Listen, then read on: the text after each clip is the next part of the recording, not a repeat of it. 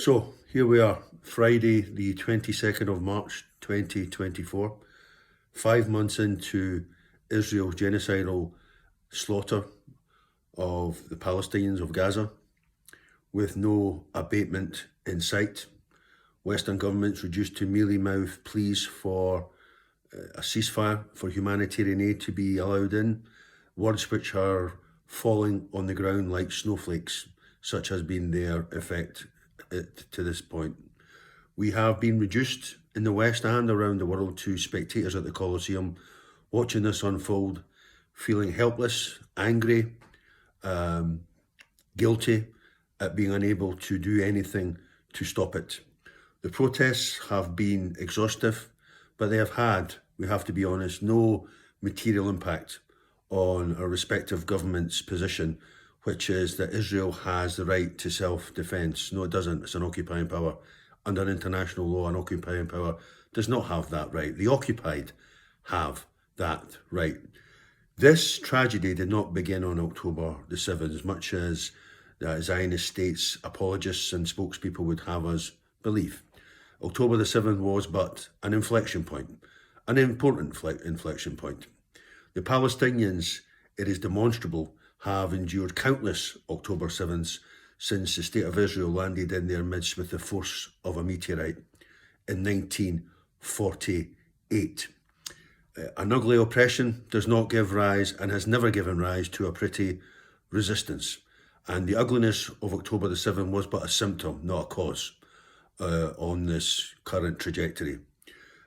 Israel is a state underpinned not by democratic norms, but white supremacist tropes, chief among which is the malign belief that there exists in our world a hierarchy of human worth dictated by race, ethnicity, and culture, and that the Israelis, anointed with the status of westernized, belong very near the top of this hierarchy, and the Palestinians and other Arabs belong at the bottom. This is how they are able to murder them with such impunity, with no self-reflection, with such abandonment of any human principle worthy of the name.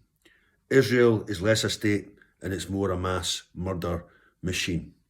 Its very existence, the very basis of existence is a problem, not any given government, which is as a settler colonial project that has been doomed from inception to permanent conflict, such as being the injustice surrounding its establishment and its continuing existence at the negation of an indigenous population whose only crime is that they dare to exist. This is a war not of self-defense but of extermination, and we cannot rest until those responsible are held accountable, and their crimes will definitely follow them into the grave, but they should also follow them into the International Criminal Court. I have never witnessed such callous disregard for the sanctity of human life as I have from those who purport to lead us in the West. Sunak, Schultz, Macron, Biden, the four horsemen of this apocalypse that's been visited on the Palestinians of Gaza. This is a crime of the ages. Israel has become the monster its establishment was meant to be in defiance of, i.e. fascism, i.e.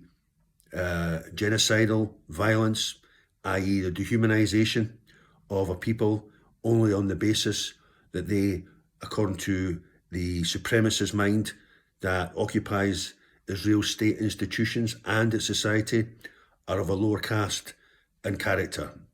Hitler has played a sick joke on all of us. We are seeing the reprise of his kind of world in the shape of this 5 months of violence. People try and compare Gaza, what's going on in Gaza, to what went on in Auschwitz. I would say it's worse, simply because we have that history from that historical lesson to draw upon, and it's a warning that's gone unheeded over these last 5 months. Israel, I hope and pray, in 50 years' time, will be seen by people then as we view the likes of the US Confederacy, White Rhodesia, and apartheid South Africa today.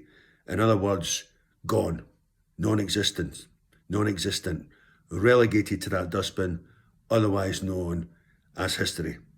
Long live the Palestinians, victory to the Palestinians, free Palestine. Peace out.